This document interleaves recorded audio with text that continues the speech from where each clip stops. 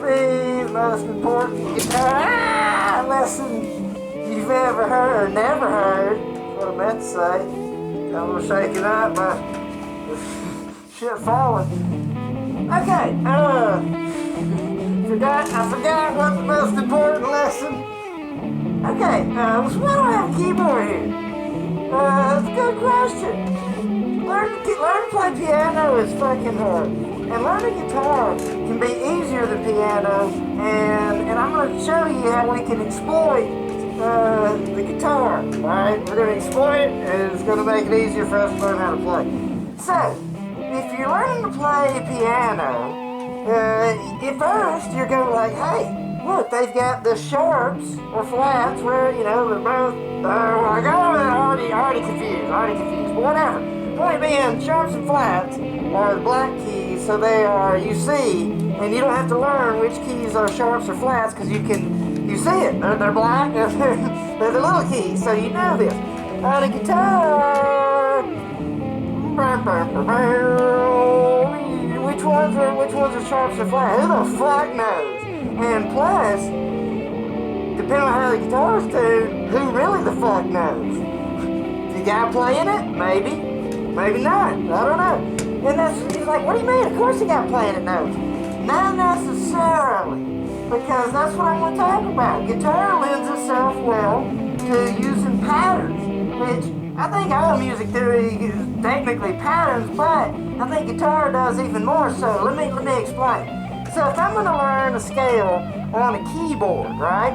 Like even an easy scale, like C. Now the reason I say C major on the piano is easy because as long as you can find where the C starts, so C, D, E, F, G, A, B, back to C. Because I just say it because C doesn't have any sharps or flats, doesn't use any of the black keys. So it's okay, that's super easy. Alright, but now I start doing other scales, and I ain't even going to try upside down, but the point is that other scales are going to have a black key in there. So, like, if I'm doing it, the muscle memory is different because you have to move your finger different to hit a black key than you do for a white key. So you have to learn a new finger pattern for each scale that you learn, okay?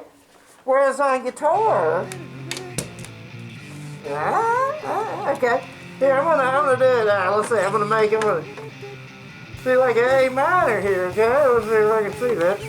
And, you know, I might do like A minor scale, and then if I move it up to do a B minor scale, I use the same exact finger patterns because of how the guitar doesn't distinguish between the black and the white keys, and, or the notes, depending on how it's tuned or whatever, you know. So, that means that on guitar, whenever you learn a scale, you can move it somewhere, and even though, yeah, the frets get a little bit closer together, your fingers still do the same thing. On a piano, it's not like that, okay? And it goes further than that, okay? Because, so let's go back to this guitar, right? So let's say now I'm going to do my A minor, which A minor is the same notes as C major, so that makes it easier. But now this guitar, I've got these stickers on there, these I think it's Fret Daddy stickers, and they have the notes on there. So basically any fret that doesn't have a yellow dot would be like one of the black keys on there. It's a sharp or flat. You know, you got D, then you have D sharp and E. Okay, well let's go and do an A minor, and it's one that doesn't have any sharps or flats. And I'm just going to do the first couple of notes, and this guitar is not even tuned.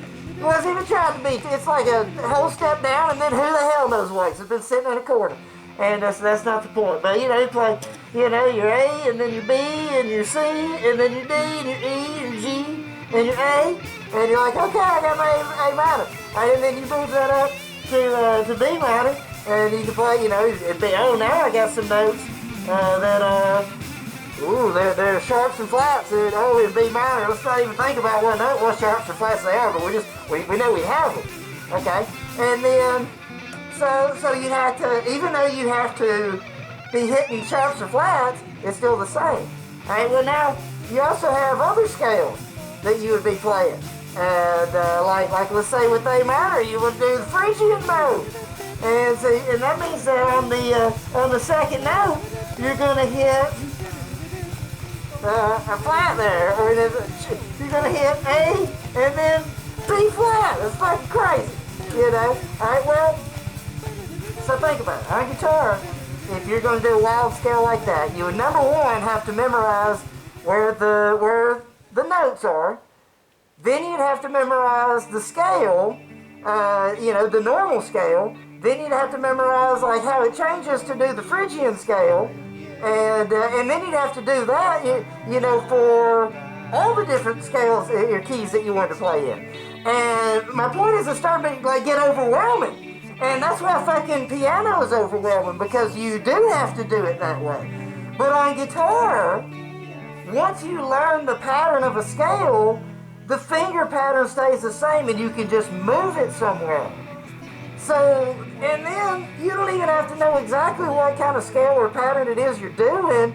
You just figure out that you can move it. So you can learn something from some song, move it somewhere else, move parts of it somewhere else, and then you listen by ear to see what sounds good.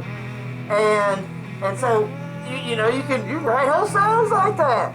And you might not know what the hell you're doing or what key any of it's in, but you're putting together riffs and stuff that sound good. And that's another misconception, I think, is that there's this big difference between playing by theory and playing by ear, which really is the same thing, because even if you're playing by theory, you're still going to pick whatever you think would sound good. It's just you are picking from things that you learned in theory, maybe, versus just things that you've tried, which both of them have probably tried. So it's really,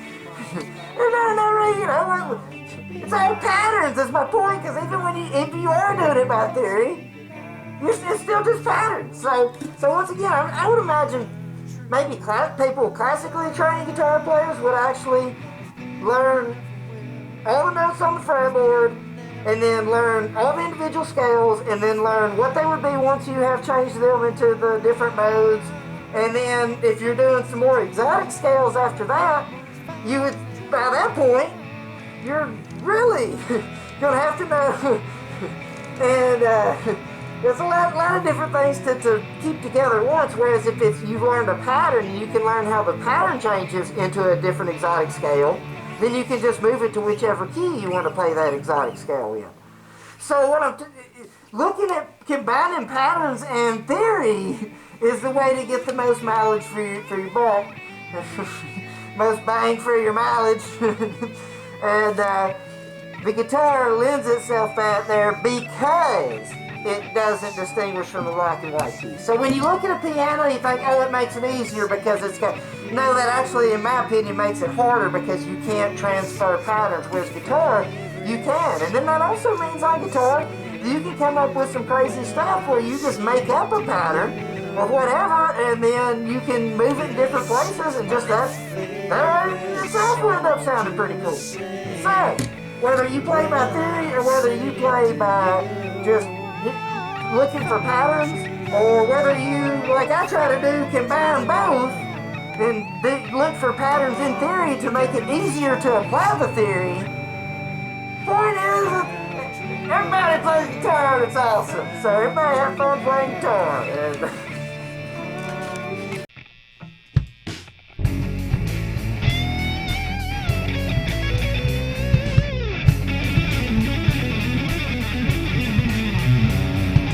time is flowing backward to a life without a care.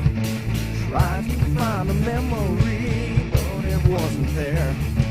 Maybe it's something I don't know, maybe I don't care.